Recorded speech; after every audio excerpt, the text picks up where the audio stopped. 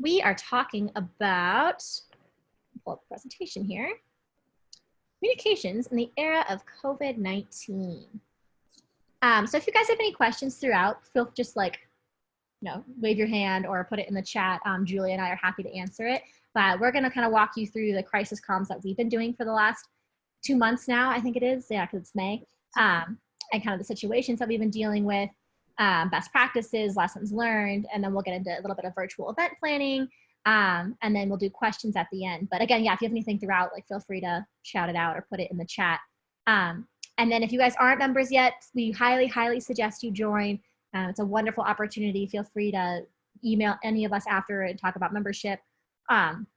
Especially right now, if you're a new pro, dues are pretty cheap, so highly recommend joining. And with that, Julia, you want to take it away? Sure. So these are our pictures. You can also see us present. I can't control the slideshow. There we go. I'll go to the next slide. Okay. There we go.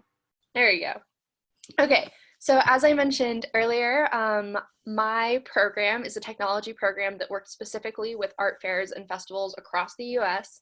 It's a particularly challenging time for my industry. In general, we've seen a huge drop in applications and just general events happening. As you can imagine, every event from probably early, the mid-early point of March through probably September or possibly October is canceled or postponed. So we're talking about, millions of dollars of revenue lost for all of our clientele. So our software is free to use for artists, and events pay a price and they collect payments through us. So a lot of what we've been doing is trying to manage the communications between arts events and those artists who are, concerned about the funds they have put down for those events. So they put down, application fees and booth fees ahead of time, and they're not going to be receiving those. They won't receive the opportunity to sell their artwork, and the events won't receive the, the revenue that they get through their city, and they won't be able to sort of pay out that. So what we're really struggling with right now is how to be the best support we can in an industry that is essentially in such a crisis mode that it basically is at a halt until we move on. So kind of what we're looking at is a ton of event support. So making sure that events are communicating their refund policies to artists, making sure that the artists aren't initiating credit card disputes with the events, which is a huge thing that we have going on because it's the type of thing that can, bankrupt everyone involved. And then a lot of what my team is struggling with is that we're changing our job function within the industry. So originally our job was to support the artists and the art festivals to ensure that they could collect applications virtually, that they could jury those applications, judge them with jurors through our system, and then do everything they need to do to make sure they're ready to go show at their festival. And now our job function is essentially to manage refunds and to make sure that those parties are communicating with each other, and essentially to make sure that relationships aren't so harmed that we can't come back from it. And then we're also struggling with a lack of revenue, because if nobody makes money, no one makes money off of that, whether you're the application program or the artist or the art event. And that's our situation. And then, I guess there's a flyover thing happening right now. Sorry, there's jets flying over our house. Anyways, so on my side, on the corporate communications side, our biggest thing that was impacted with all of this is employee relations and then virtual conference planning. So originally we were supposed to have our London conference, or our European conference taking place in London back in March. And we ended up having to cancel it 48 hours before the event was going to happen. And it was over 500 attendees. We already had a lot of employees flown over there. We were about to get on a flight. So it was a very quick decision, but with everything with COVID happening around that time, we had to pull the event. So we actually quickly turned that around, and we are now doing a virtual event next Tuesday of that conference, which has been a lot of adaptation and planning and flexibility with that, but we'll get into more of that later. And then the other situations that we had that as a result of COVID moving to a fully remote workforce, as I'm sure many of you have had to deal with, being in corporate communications, there was a ton of work that had to go into how do we still connect with employees? How do we make them feel safe? How are we transparent about things? How do we host all hands? And we started doing an internal campaign actually to keep people engaged. And then along with that, as I'm sure a lot of you who are probably experiencing as well, layoffs, and how do we talk to employees about that? How do we keep the culture alive when it's a scary time and people are losing jobs? So that's the main situations that my company has been dealing with from an employee comms point of view. But yeah, those are the situations. So now we will get into solutions. Yeah, so kind of working from the bottom up on my situations, one of the things we're working on as we experience kind of a struggle with revenue coming in, and the administrators of the art festivals are experiencing that same struggle. So for administrators with festivals either very late in the year or early next year, artists are also not applying to their event, and therefore it's putting a bit of a damper on just their whole event planning process. So one of the things we do is we send e-blasts out through our system to our artist space. So we're trying to sort of assist events and, regain some revenue ourselves by offering a 50% off discount for that service, just to kind of continue to not only reinforce that we're on, events sides as well, but that, we're trying to help them as much as possible and to regain revenue ourselves. We're also trying to resource gather as much as possible. So our program is seen as a bit of an industry voice within the industry itself. And so we're trying to make sure that we maintain that as much as possible. So the program SAP is managed by the Western States Arts Federation, which is the regional arts federation that, as you can imagine, focuses on the West. So we already have that kind of into the whole, what's the nonprofit arts industry looking like right now? So we can get a lot of resources from our managing partner. And we are also referring to, Facebook forums. We're doing a ton of social monitoring to pay attention to what resources are available in which states, in which regions, tapping into all of those regional arts organizations, as well as money from the CARES Act that went to the Endowment for the Arts. So we're just creating tons of blogs and constantly updating those blogs to include timely resources that can help not just the events, but also the artists who have a loss of income as well. The hope there is that we both, continue to build trust with our user base, and we're able to help our industry as much as possible. And then the third thing that we're doing constantly, and we did probably right out the gate, was create a series of canned responses that, some for artists, some for administrators, some for event postponements, some for cancellations, because we're just managing a huge volume of emails every single day from the applicable parties, and my team is only 3 to 4 people.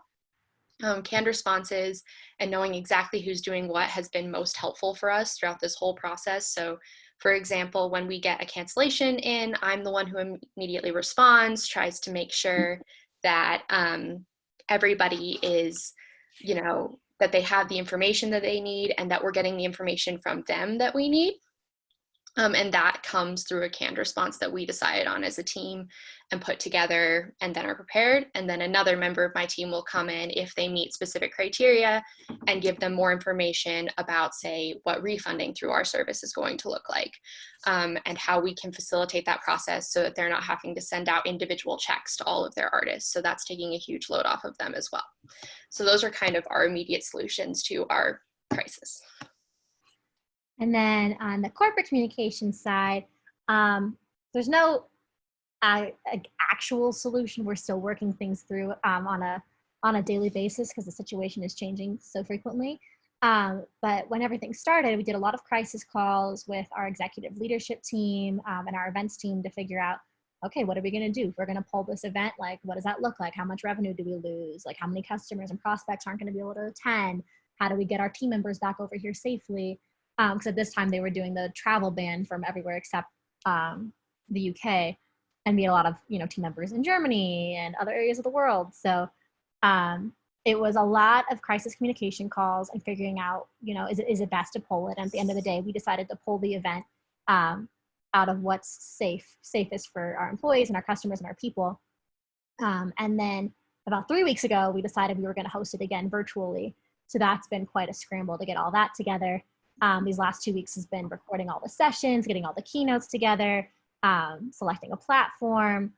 So that's been a lot of heads down work, moving to a virtual event.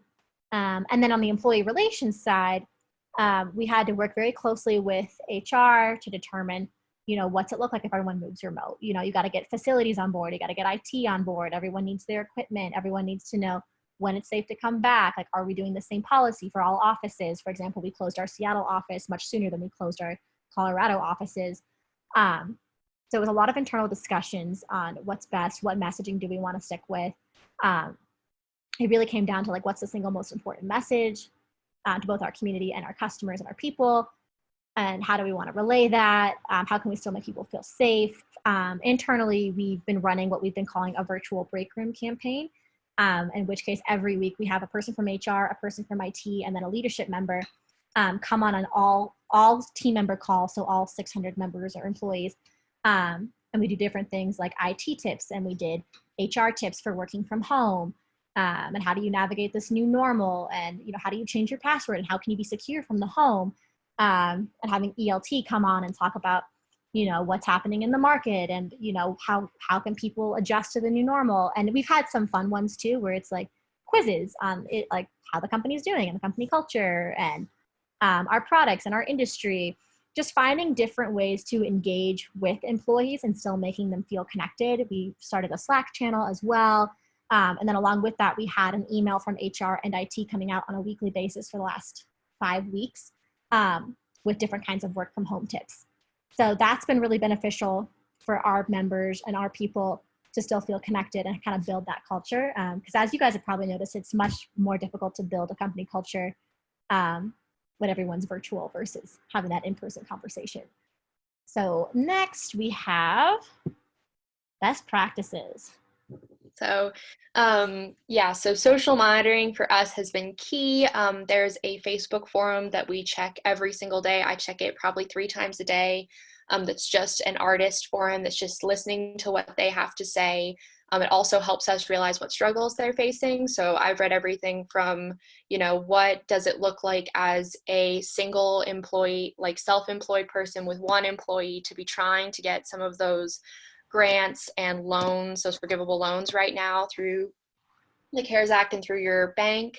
I've learned, we've learned events that are canceling that way, some events they don't tell us, and then we have to learn through social monitoring so that we can know what the situation is and what their policies are going to be around that cancellation. And then we also are learning just a ton about how artists view us through social monitoring. So this is something we do year round, is monitor our social media and various blogs, places we know are sort of like industry hotspots, to see how they're feeling about our program in particular, so that we can catch things. A lot of times we have groups that think that we are the ones who receive the money and that it's us who are preventing administrators from returning the funds to them, when it's actually administrators that make that choice at the end of the day. We're more of sort of a pass-through service, so knowing things like that can help us sort of react better and make sure we have all hands on deck when we do get a question that says, why did ZAP not return my booth fee for this event? You guys are a crooked organization, all of that. We can get ahead of it and we can be prepared before we even get those, and hopefully just stop those in their tracks. We've added a ton of frequently asked questions that are the result of just monitoring social media, so that artists, as soon as they reach out, they get a message back that says, hey, we have a large influx of emails. Here are some frequently asked questions, and some of them address some of those common concerns that we hear. Constant communication is probably our second one. So this is both internal and external. We do a lot of outreach to events to make sure that they feel supported ahead of time. So that, one of our goals is, of course, customer retention, particularly during this time. If there's any possible way that they can come back to our service next year, we want to ensure that they can. So we're doing a lot of outreach to see that we can address their concerns, to make sure we know in advance whether or not they are canceling or postponing, so that they know what we expect in terms of whether or not they're canceling or postponing. So we have sort of we want to know 30 days in advance. We know the situation is challenging. but we want, we would like to know as soon as possible. And so that helps them understand where they're standing with our organization, as well as what we consider best practices for the industry itself, because we have a lot of events that are on a volunteer basis only. So their administrators change every year and they're just unsure what the next best steps are. So our constant outreach, builds that bond even during this challenging time, as well as helps events do best practices on their own. I kind of talked about this in the previous slide, but we are trying to do our best to have clear team collaboration and assessment of responsibilities so that we know that, hey, this email comes in, this person is going to handle it. What happens if one of my team members is out sick? Who's on board for that? That happened this week. We've had a lot of illness this week. We've had a lot of internet outages this week. And because we have a really clear assessment of responsibilities that we created at the beginning of COVID, we know pretty easily who's next on deck for that and who's making sure that the general inbox is clear, the admin inbox is clear. We're making sure that, these certain key responsibilities are getting taken care of, even when somebody has to be out, or if somebody's overwhelmed, somebody can step in, and we always have a clear idea of who's doing what, so who would be the best person to step in. And then the hardest thing is probably keeping up with the regular cadence of work.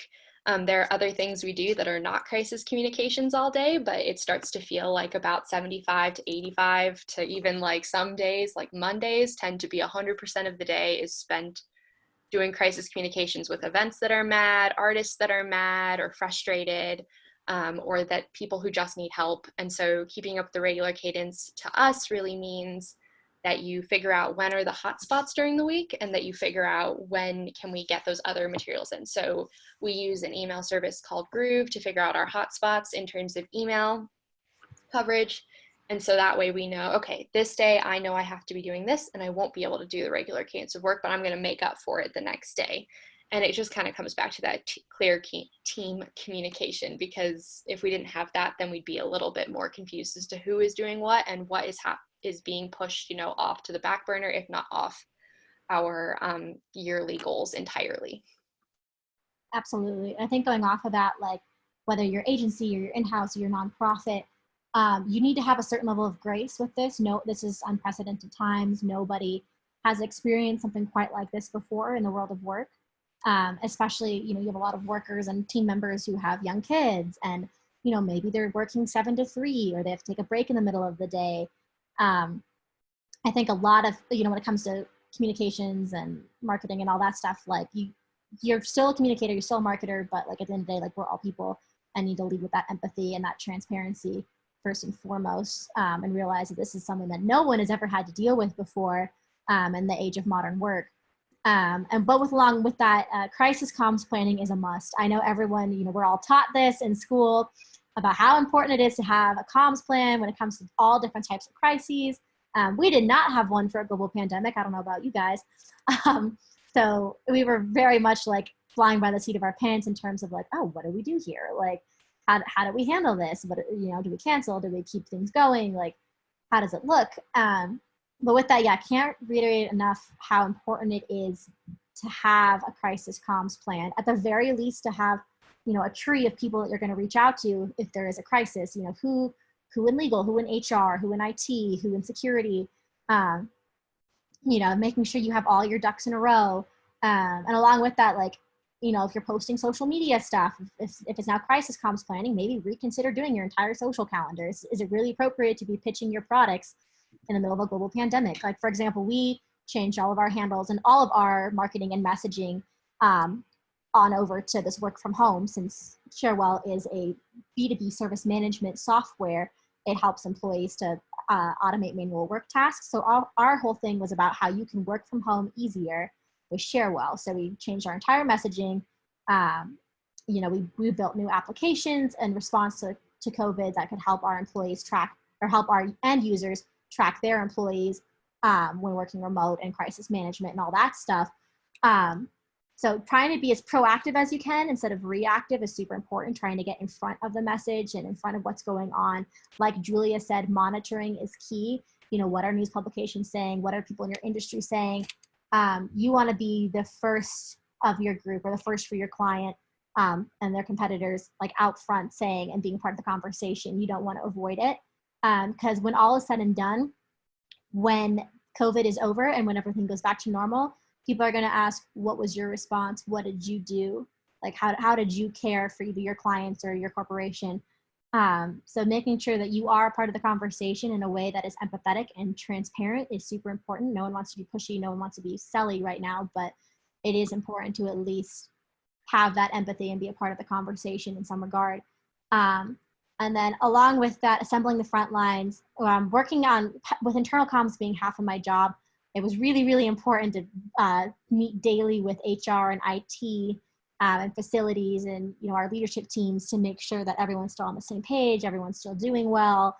The messaging is still the same, especially with things changing so quickly over the last few weeks and so rapidly, and with things being so different across the world. If you have any global offices, your messaging could be very different depending on where you're at and where you're based.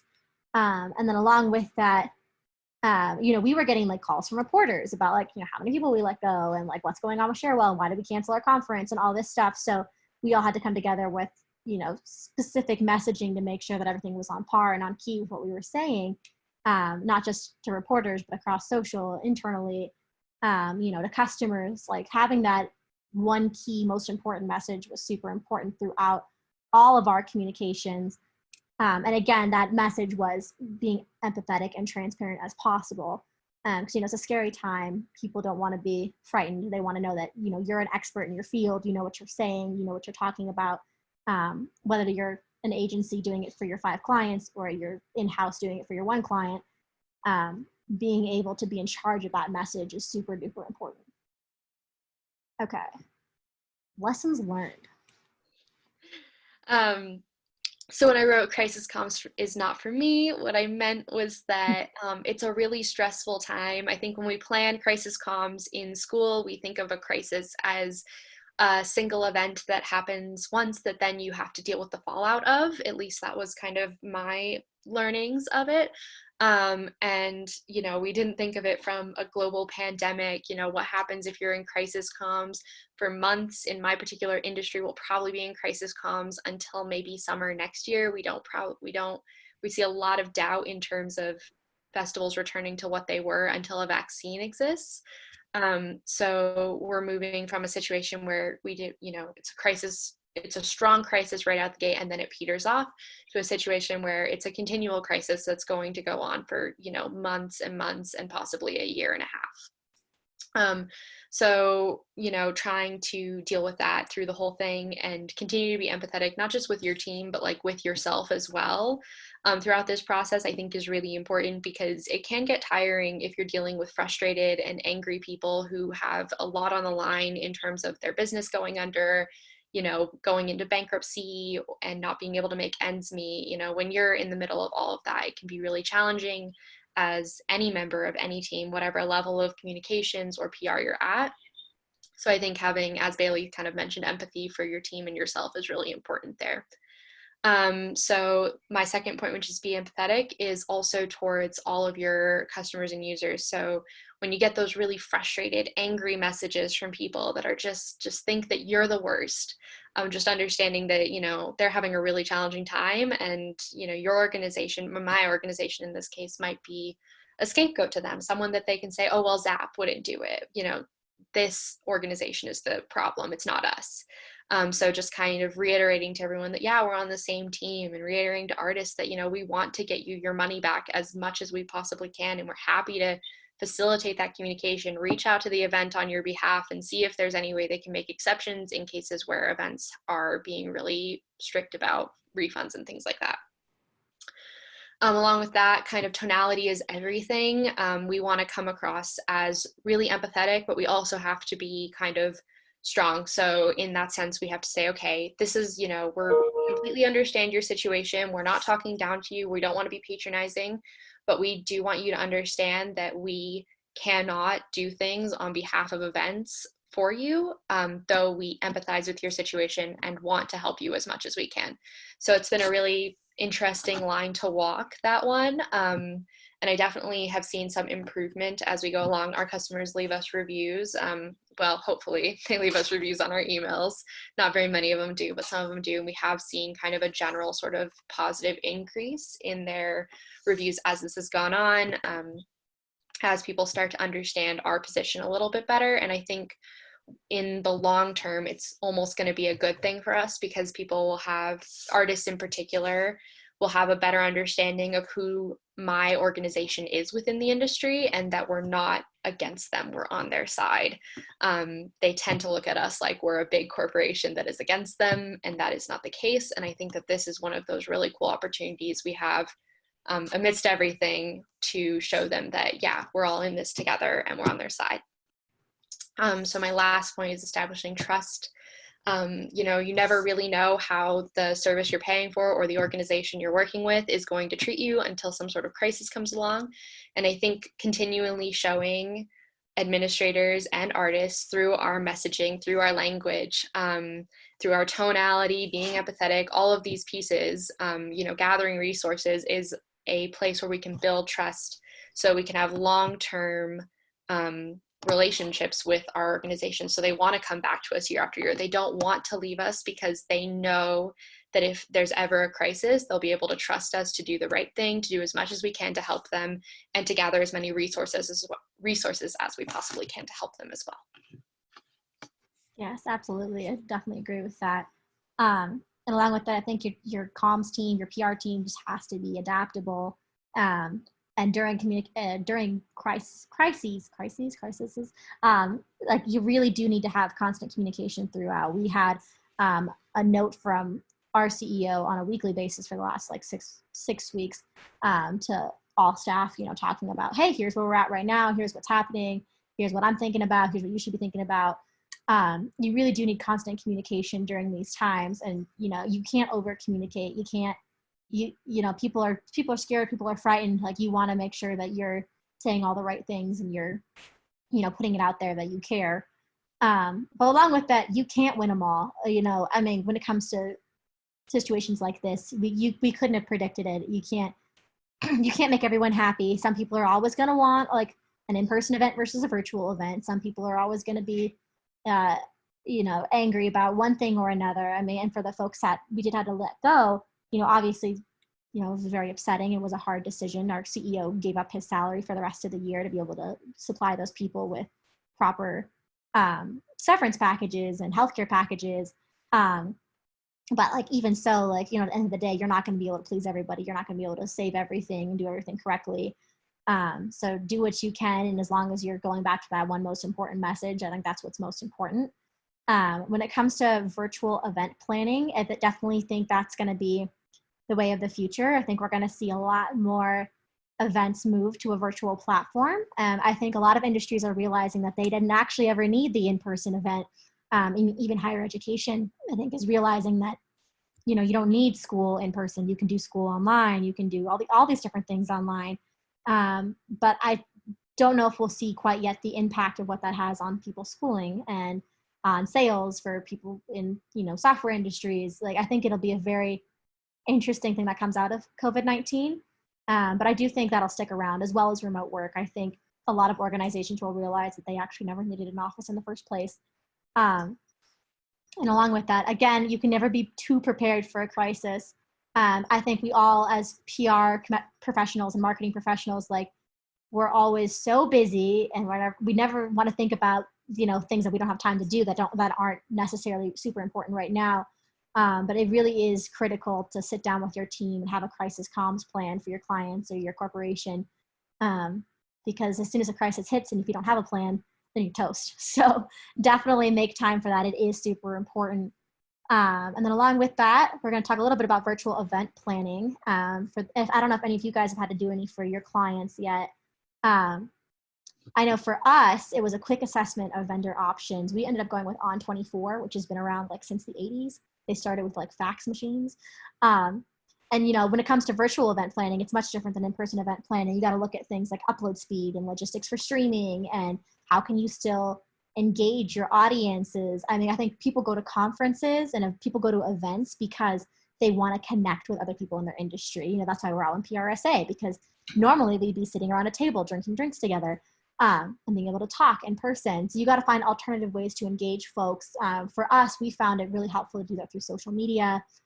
We do a lot of LinkedIn Lives. We're having some of our employees take over like our Instagram or our Facebook from their phone, sitting in, we did a whole bunch of like work remote series, having online Q&A options, trying to really give people other ways to engage at the conference. For the one that we have on Tuesday, we're doing a private LinkedIn group where people can network and share their story and their backstory and what events they're looking forward to.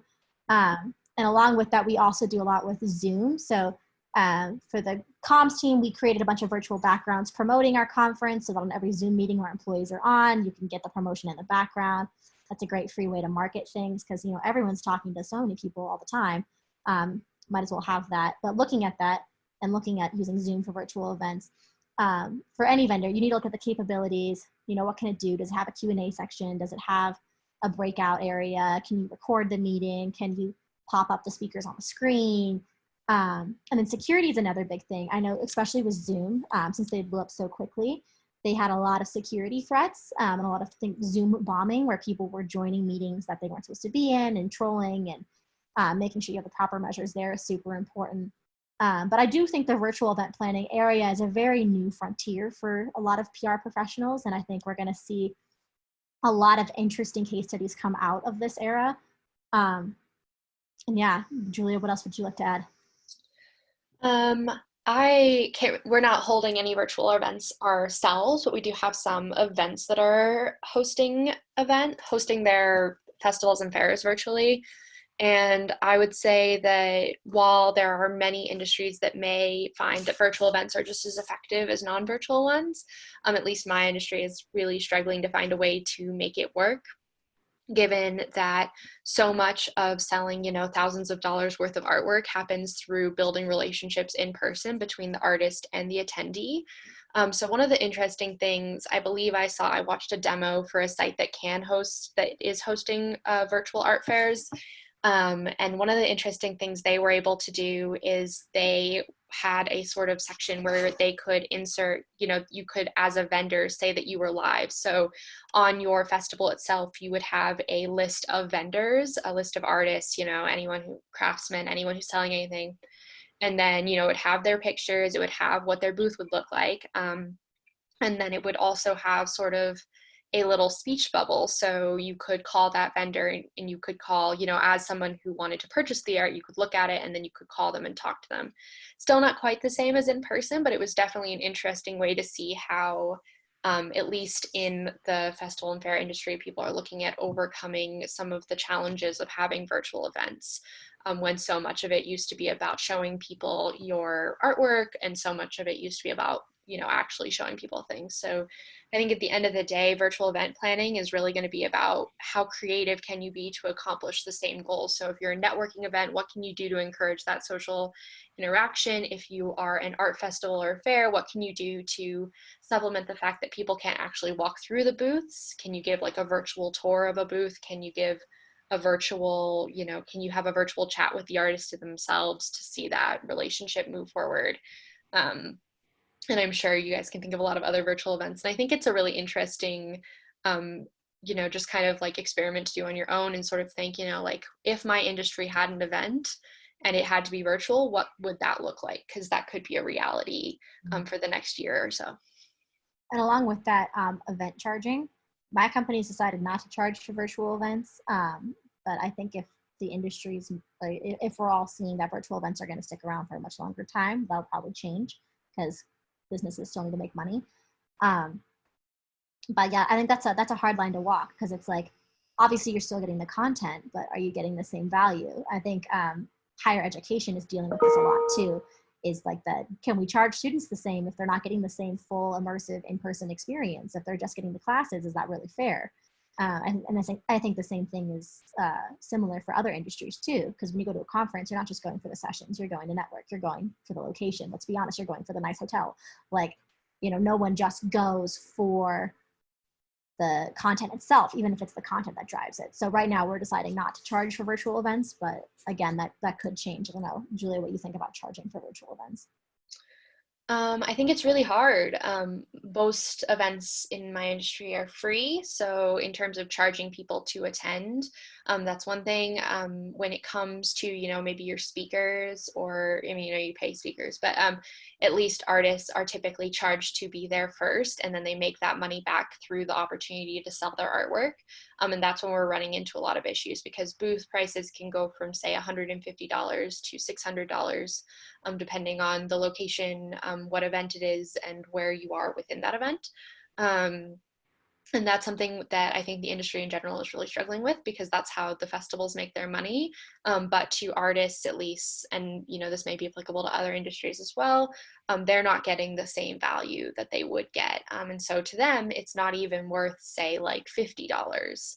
And so that puts a damper on events who need that money to, in fact, survive, because most of them are feeding into nonprofit education programs in their area. So we're undecided as a team. We've talked about it a lot. We don't know whether or not it's good to charge or good not to charge. If you do charge, we would say minimal as possible right now, just because, we're probably looking at, a lot of people have talked about a recession or a depression. And if that happens, then trying to stay afloat and, have a presence still means that, you might have to make concessions to where the people within your industry are financially at the time. And in my industry, they're really struggling. So charging for events is a deterrent more than anything else. Definitely. And then lastly, I think this is our last slide for questions. Let me see. Yes. Yeah. So messaging during COVID. So like Julia and I have said, empathy, you really do got to lead with empathy first.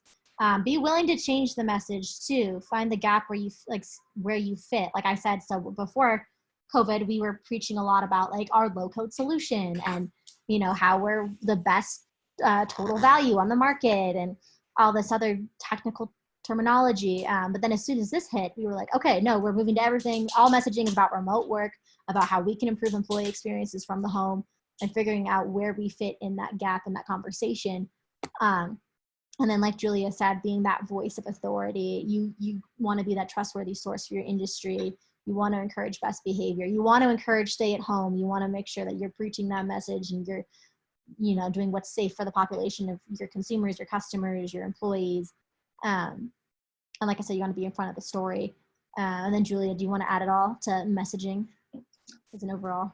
I think you covered most of it, but again, one of the things that I think is really helpful for not only my actual messaging, but how I feel during this time of crisis communications, and encouraging my team to feel a little bit more positive towards it, is just remembering that while this is a really challenging time, this is a really good opportunity to build rapport with your, with whatever organization you're working with, whether that's through an agency, a nonprofit, or a corporate, B2B, B2C. You have such an opportunity to show people and other businesses and other organizations that you can be trusted and you can be on their side and you can help them out.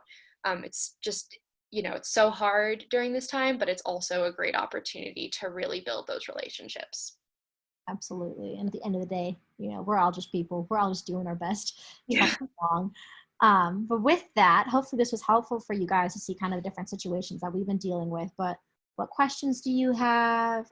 If you have just general questions about joining PRSA or new pros, we usually do one event a month. It's usually casual happy hours with a specific topic. Sometimes we'll invite speakers, and then twice a year we'll do a resume workshop or an interview practice workshop. And hopefully we can resume those once things are in person again. But for now, virtual happy hours. And I recognize none of us have drinks, but that's okay. I have one. Oh, there you go. A little bit. What questions do you guys have? What can we answer for you? With the stay-at-home policy ending, I know in Denver this Friday, is that going to change your company at all? Or are people going back to work? I'm just curious what that looks like. So we are following best guidelines to just stay at home, safer at home. So we're encouraging our folks to stay remote at least for the next month or so, even with the stay-at-home order ending soon.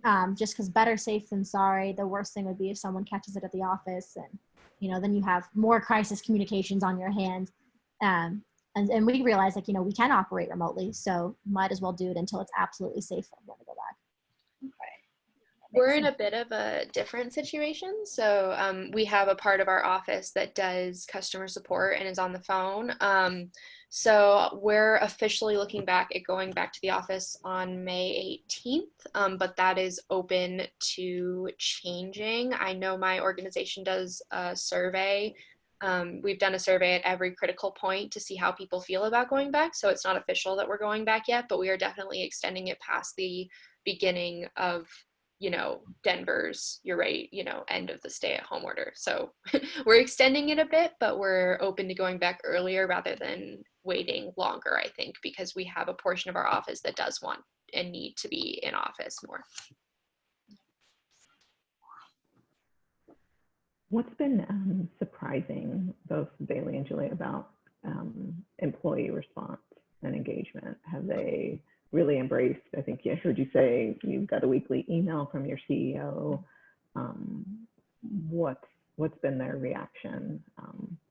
It's been it's been very divided. Most employees were very receptive and happy and appreciated the more communication and appreciated the virtual break rooms, and but obviously the ones that were let go were very vocal. And whenever someone's happy, they're not going to say anything. But if someone's upset, of course, they're going to say a ton of things. So we had to do a lot of work on Glassdoor. We had to do. We have a thing called Suggestion Box where all employees can anonymously submit suggestions and questions that go straight through me to our CEO. I'm just there to monitor it to see if anyone else needs to read it, like a CRO or CTO. But yeah, so it was interesting for sure. I think at first it was just a lot of uncertainty and people were just really like unsure about where things were going, and their lives were uprooted and now they're working from home and they got 3 dogs and 2 kids and a needy husband or whatever. So yeah, it was a lot of unrest at first. It's settled down quite a bit now. And like I said, we still have really great engagement on our virtual break rooms. The Slack channels are still popping. People have said that they greatly appreciate the amount of communication, because that's the only thing right now that they can rely on, is the fact that if there's something to share, we will share it. And we're updating them as soon as we're finding out. So yeah, it's a mixed response. You felt like it kind of got a little better as you've gotten. Yeah, as it's gotten further. Yeah. That's good. Yeah, I think my organization has been really lucky. For a nonprofit, we have a really good reserve of cash, so we haven't had to let anybody go, which I think helps immensely with morale, just because then you are a little bit less worried. In general, they tend to send pretty frequent emails to let us know, where we're at financially as an organization and what that looks like. I'm a part of the communications cohort at at West Staff, which is the bigger organization that manages Zap. And we used to have a stand-up every morning where we talked to everyone, and we implemented a work from home version, which is more general fun questions. It typically takes, half the day or almost all day for everybody to get to it. There's only 36 people, but it's really busy right now. So generally throughout the day, we'll have a really fun fun back and forth about, what are you doing when you get off work? What's your favorite movie? What's your favorite sound that you're listening to right now? Not soundtrack, album that you're listening to right now.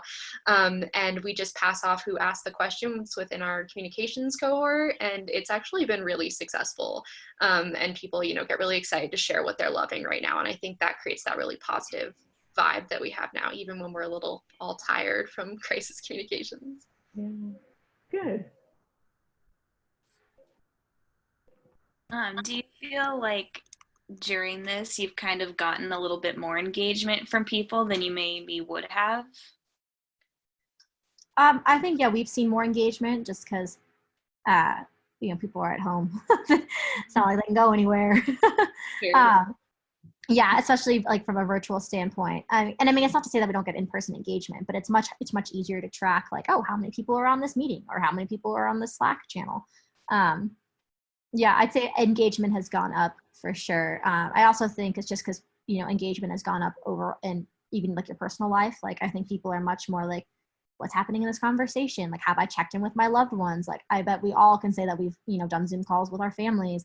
I had, my parents started doing Zoom calls with their extended family who they hadn't talked to in years. Like, and I think we're seeing that case a lot as, in times of crisis, people want to be engaged. People want to, they want to know that they're connected to something. And it's the same way at work. People want to be a part of the conversation. Yeah. I think we're seeing, my team's really small, so it's hard to like lose people throughout because there's only like 4 of us. So work engagement is pretty much the same. But I would say external engagement with our clients is up. In general, our open rate and click rate is up for our emails. Because we're offering so many resources and we're so focused on, the impacts of COVID-19 on our industry. So in general, we've seen more responses there. Obviously, our inboxes are way busier. And when we do check-ins with people to see if they're canceled or postponed, we tend to get really good engagement back there as well. So in general, I would say that we have really good engagement from everybody. There are a couple of organizations where they've let go their event director, and so it's a bit of a system of like hide and seek to find who is the right person to talk to. That's interesting to hear. I have a question about the virtual events, and I guess I should introduce myself. I'm Aubrey. This is my first PRSA event, so it's nice to meet everybody. So I work for a mental health nonprofit in Denver, and I was wondering, for Zoom events, are you linking those to Facebook Live or YouTube Live? Because the way we've done things is just allow speakers onto Zoom events and then link it to Facebook Live. But I don't know if that helps or hurts our virtual attendance. So just wanted to get your thoughts. So what we've been doing is, we use Zoom for the smaller things, but we've been using a similar platform on 24 for the big stuff. We've been still pushing everyone to the main platform, but then we've been taking snippets of that conversation, especially if it can be pre-recorded, and pushing that out on LinkedIn Live and Facebook Live to keep the conversation going and giving them multiple avenues and outlets to engage. Because let's face it, especially for those of you who just graduated, like on your Zoom calls for class, I'm sure you're sitting there on Twitter.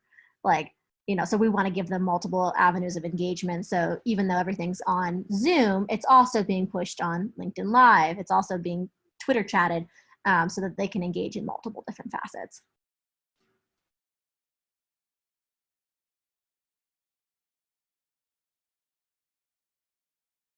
Cool. Anybody else have anything? So I guess, since you both come from very different backgrounds, what did your crisis comms plan look like before this all happened? And, how do you foresee it changing after all this? Before all this, how often would you revisit it, to see if you needed to make any edits? And is that revisiting schedule going to be the same? Do you think it's going to be more frequent? Do you think it's going to be more in depth? Like, how is that going to, change after all of this kind of dies down? Do you want to take that one first? Yeah, I can go first. So before this, I would say our crisis comms were mostly surrounding when our site would go down. So it went down very rarely, hopefully, fingers crossed.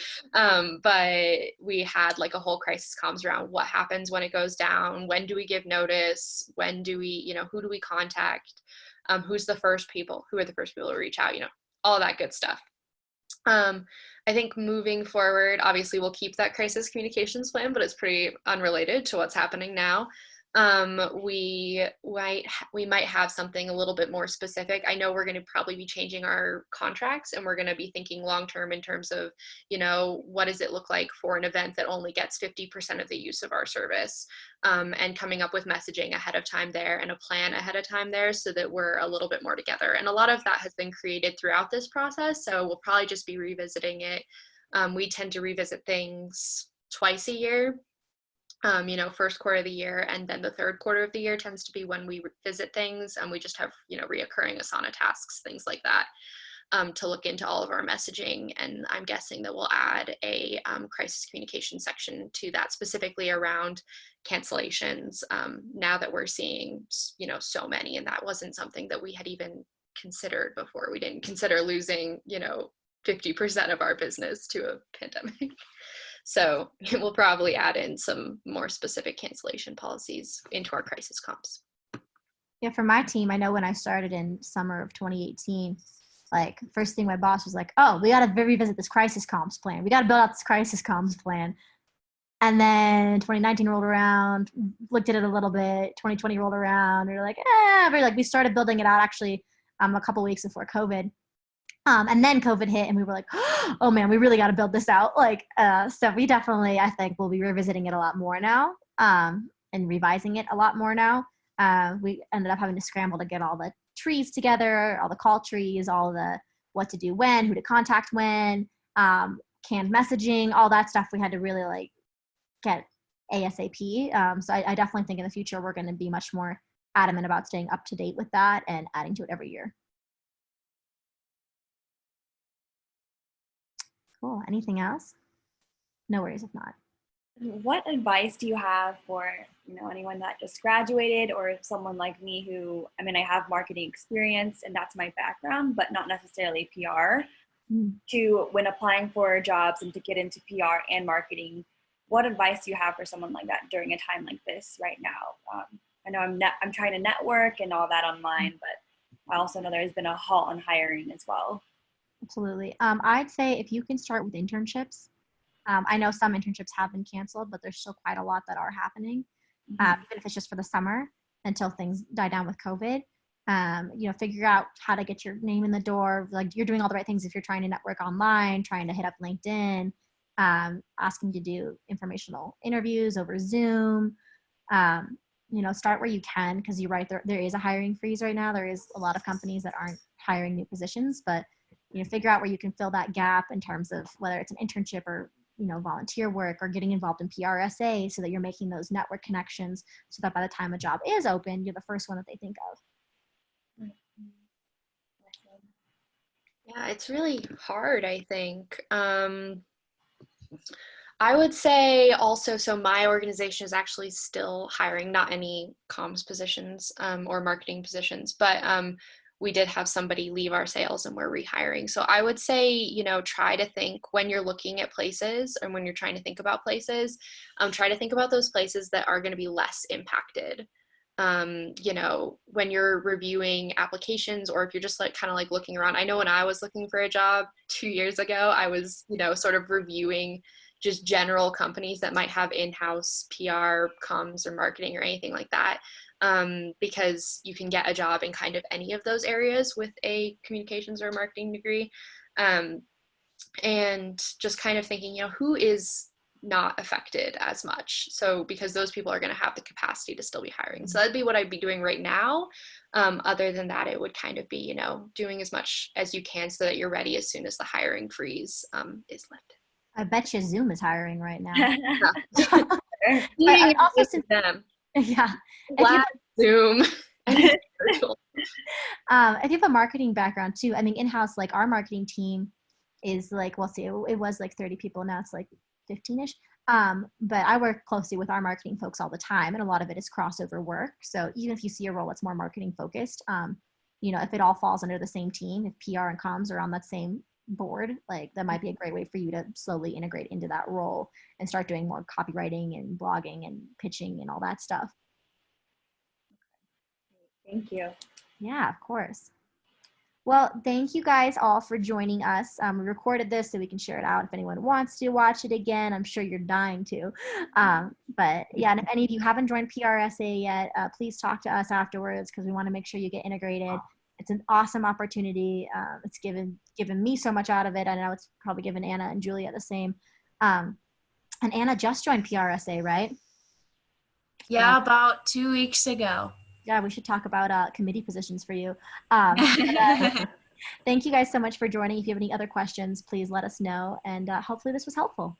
Yeah, thanks so much, Bailey. Bailey and Julia. It's good to